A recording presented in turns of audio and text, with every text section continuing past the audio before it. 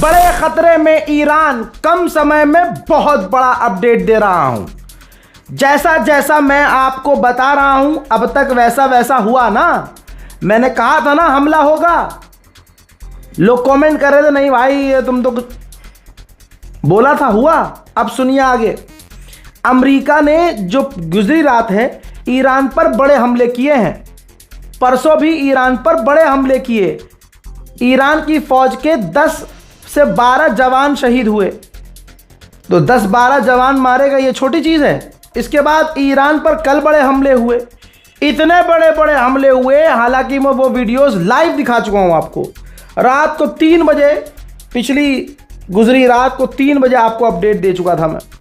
अब सुनिए, इतने बड़े हमले किए हैं कि ईरान का बड़ा नुकसान हुआ है। ईरान का समर्थक मैं भी हूं, लेकिन जो दूसरे हैं ऐसे लोग वो ये बात नहीं बताएंगे। लेकिन मैं आपको बता रहा हूं ईरान का बड़ा नुकसान हुआ है। भले ही ईरान ना माने, लेकिन ईरान का बड़ा नुकसान हुआ है। यहां तक कि अमेरिका ने उस पटरी पर, उस रेलवे लाइन पर हमला किया जो रेल की पटरियां ईरान, रूस और चीन को जोड़ती हैं। बड़ी बात यह है कि रशिया और चाइना ने इस हमले की निंदा नहीं की है कि भाई हमारा जो एक कॉरिडोर बना हुआ है, हमारी जो कनेक्टिविटी है जिस ट्रेन की पटरी से, उस पर अमेरिका ने हमले किए हैं। चलिए, जो हो गया सो हो गया। ईरान ने अभी उस पर पलटवार नहीं किया। सवाल यह है कि रजा भाई हमला ईरान ने क्यों नहीं किया? ईरान तो 1 घंटे में पलटवार करता है। आज दफीना है। जनाब खामनाई को इराक करबला से मशहद ले आया जा चुका है, ठीक है। और ऑलरेडी जो दफन का टाइम था वो थोड़ा सा डिले हो गया है, ठीक।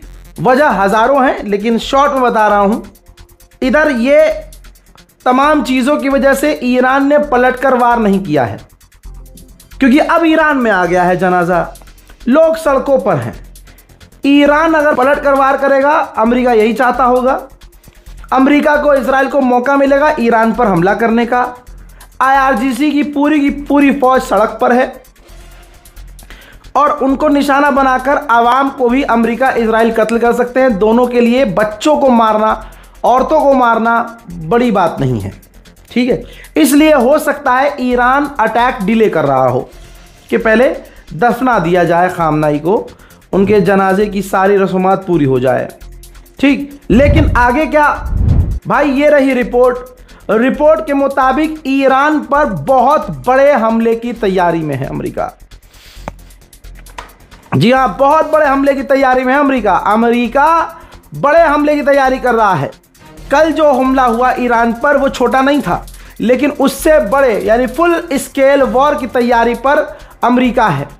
अब देखिए, मैं ये बात बोलता हूं तो लोग कहते हैं रज़ा भाई यार तुम यार अपनी बात नहीं। मैं आपको, जो मेरे व्यूअर्स हैं वो जेन्युइनली इस बात को जानते हैं कि मैंने हमेशा ये बात कही कि ईरान पर अमेरिका हमला करेगा। मैं वाहिद वो इंसान था जो समझा रहा था, लोगों से चीख चीख कर कह रहा था कि जो सीज फायर किया गया है ये अमेरिका ने इसलिए किया है क्योंकि उसको टाइम चाहिए। उसके इंटरसेप्टर्स ख़त्म हो रहे हैं, उसके हथियार ख़त्म हो रहे हैं, उसकी मिसाइल्स ख़त्म हो रही हैं, उसके डिफेंस सिस्टम कमज़ोर पड़ रहे हैं। अब वो टाइम ईरान ने दिया कि हम डील कर रहे हैं। अब उसने अपने आप को मजबूत कर लिया इतनी देर में अमेरिका ने। अब वो ईरान पर हमलावर है और आगे का मामला ये है कि ईरान पर बड़े हमले की तैयारी है। फुल स्केल वॉर में उतरने की तैयारी अमेरिका कर रहा है। ईरान के लिए दुआ कीजिएगा। मोहतरम हजरात, ईरान पर जिस तरह से हमले हुए हैं पिछले कुछ घंटों में, उनकी तस्वीरें अभी तक आ रही हैं। एक और मंजर है, देखिए ईरान पर हमला अमेरिका का।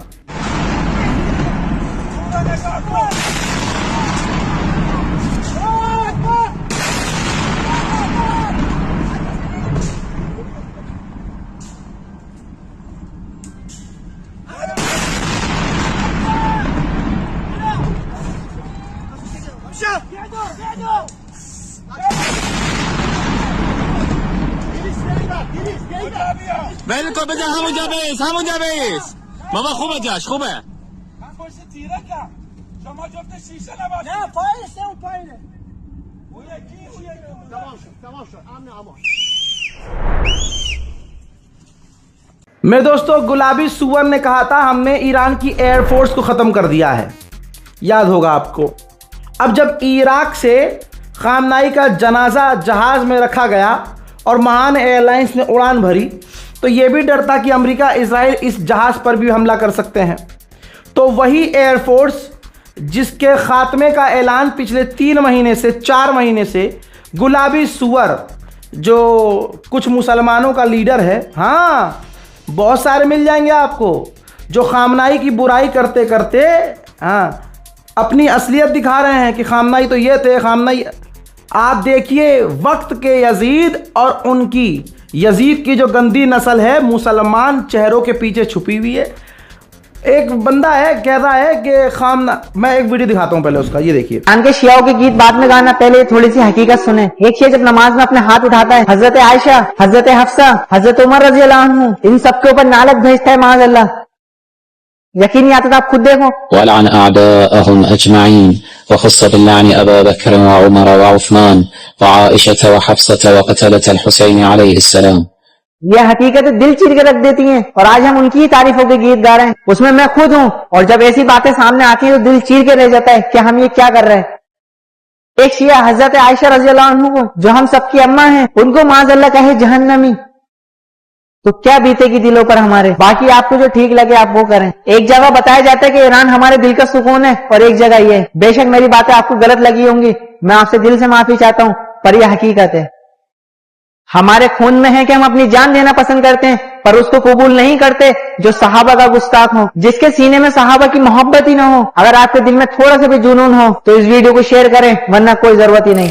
सुन लिया भाई, इस छछुंदर से पूछो कि तेरा जो इमाम है, जिसको तू मानता है, तू मोहम्मद बिन सलमान को मानता है, तू उसका पेशाब पी, तू उसके गू को अपने मुंह पर लपेट, लेकिन खुलकर सामने आ कि तेरी असलियत क्या है।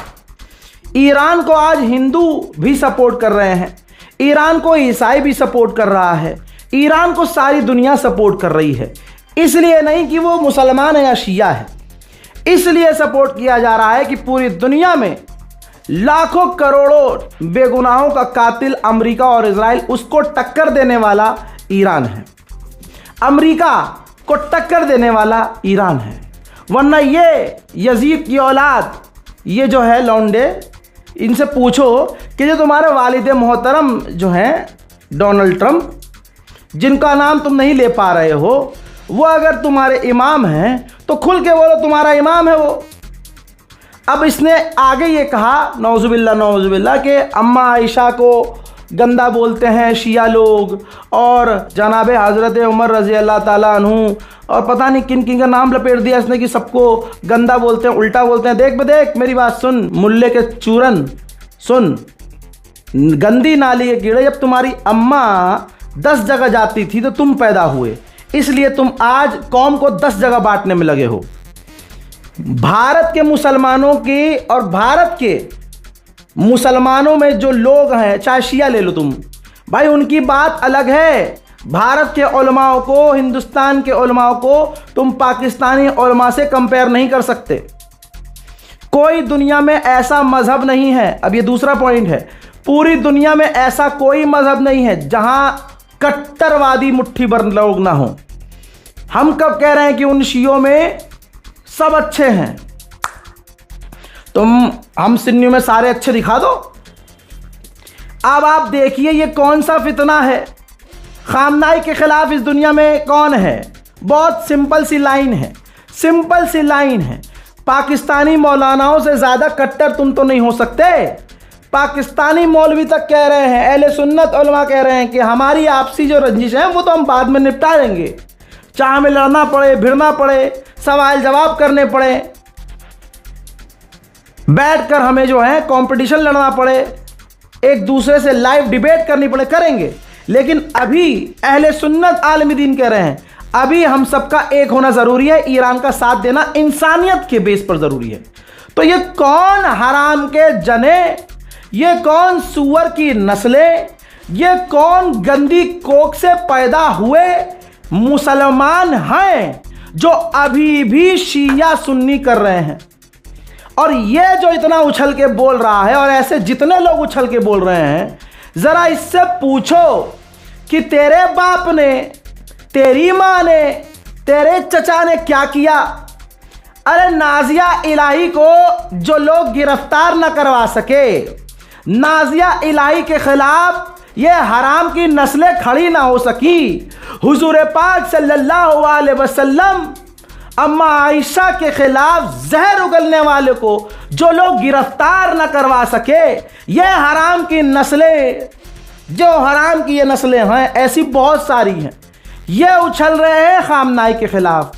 खामनाई जितना भी तुम्हारी नज़र में बुरा इंसान था, ठीक, तुम बुराई मानो, लेकिन तुम कितने गंदे होगे कि खामनाई की नफरत में, शियाओं की नफरत में तुम तकलीद कर, तुम इमाम मान रहे हो नेतन्याहू को, तुम इमाम मान रहे हो डोनाल्ड ट्रंप को। अय मुसलमानों, तुम्हें कुरान की कसम है, मैं तुम्हें 1,24,000 अंबियाओं की कसम देता हूं, तमाम असहाबाए कराम के वसीले से, उनके वास्ते से कहता हूं, आपका चाहे ये आदमी पसंदीदा हो, लेकिन वक्त की जरूरत को समझो, बटो नहीं, बटो नहीं। मैं हाथ जोड़कर भीख मांगता हूं। मैं चाहूं तो इसे आधे घंटे में गिरफ्तार करवा के, पिछवाड़े में बंबू करवा के, मुंह से बाहर निकलवा के इसे शहर बदर करवा दूं, लेकिन दिक्कत यह है कि मैं अभी भी इसे मुसलमान कहता हूं। पूरी दुनिया में जो कह दे ला इलाहा इल्लल्लाह मुहम्मदुर रसूलुल्लाह, जो वहदहु ला शरीक में शरीक है, जो कहता है कि मेरे लिए कुरान अल्लाह की किताब है, आखिरी पैगंबर मोहम्मद सल्लल्लाहु अलैहि वसल्लम मेरे लिए सबसे प्यारे हैं, मैं उसको काफिर नहीं कह सकता। नियत में, नज़र में, मान्यताओं में फर्क हो सकता है, शिकायत एक दूसरे से हो सकती है, मैं काफिर नहीं कह सकता किसी को। थोड़ा इंसान को आज के वक्त फ्लेक्सिबल होना चाहिए, वरना ऐसे मुल्ला जो ईरान के खिलाफ, जो भी ईरान के खिलाफ बोल रहा है, उससे ज़रा पूछना नाजिया इलाही के खिलाफ सड़क पे कब उतरे। नरसिंगलैंड सरस्वती का तुमने क्या उखाड़ लिया। खामनाई बुरा इंसान था, अरे हुजूर पाक सल्लल्लाहु अलैहि वसल्लम तो सबसे प्यारे हैं, तूने क्या कर लिया उनके अपमान पर। भाई इनके मौलवी, इनके मुल्ला कुछ ना कर सके, न ये फिलिस्तीन ना, ईरान फिलिस्तीन के लिए। अबे तो तेरे मुल्ला के पिछवाड़े में तो इतना भी दम नहीं कि जुमे की नमाज में फिलिस्तीन के लिए माइक से दुआ करवा सके। चूतड़ चौड़े रहते हैं, फटे रहते हैं कि अरे पुलिस गिरफ्तार ना कर ले।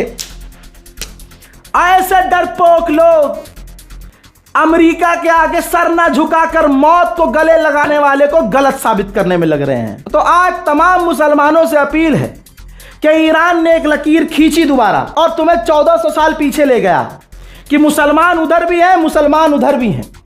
इमाम हुसैन को, करबला वालों को कत्ल करने वाले भी मुसलमान हैं और शहीद होने वाले भी मुसलमान हैं। बस अब तुम्हें यह देखना है कि यजीद वाला मुसलमान कौन है और हुसैन वाला मुसलमान कौन है, शिम्र वाला मुसलमान कौन है और अहले बैत वाला मुसलमान कौन है।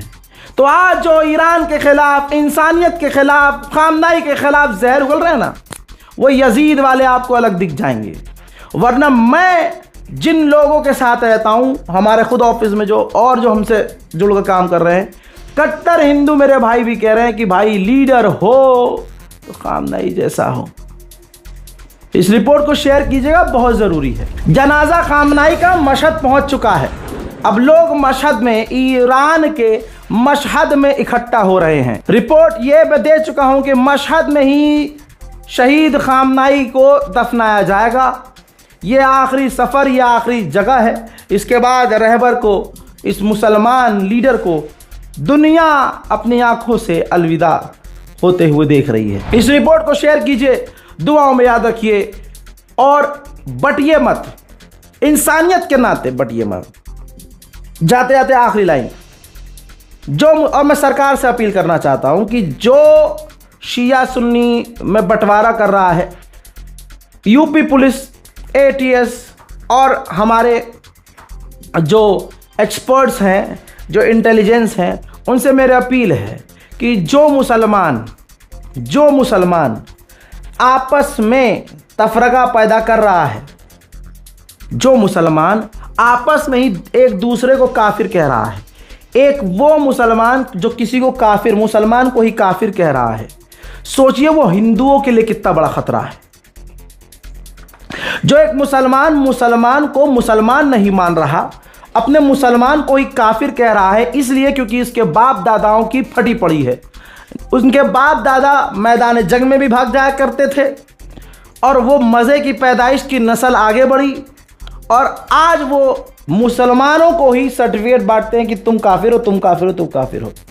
तो मैं अपनी देश की इंटेलिजेंस से कहूँगा, ऐसे मुसलमानों पर नज़र रखें। मैं वीडियोस की, ऐसे लोगों की वीडियोस इकट्ठा कर रहा हूँ और हम यूपी ATS को ये तमाम वीडियोस सौंपेंगे कि जिसमें खामनाई को उल्टा सीधा बोला जा रहा है और तो और देश को तोड़ने का काम किया जा रहा है।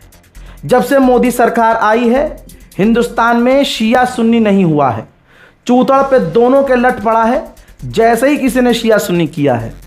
तो दोस्तों, यहाँ पर ये देखिए कि कितना बढ़िया गवर्नमेंट के आने से काम हुआ है, वरना आज के दौर में जो अल्पसंख्यक समुदाय के मुसलमान हैं उनका हाल वही होता है जैसे पाकिस्तान में शिया समुदाय का होता है।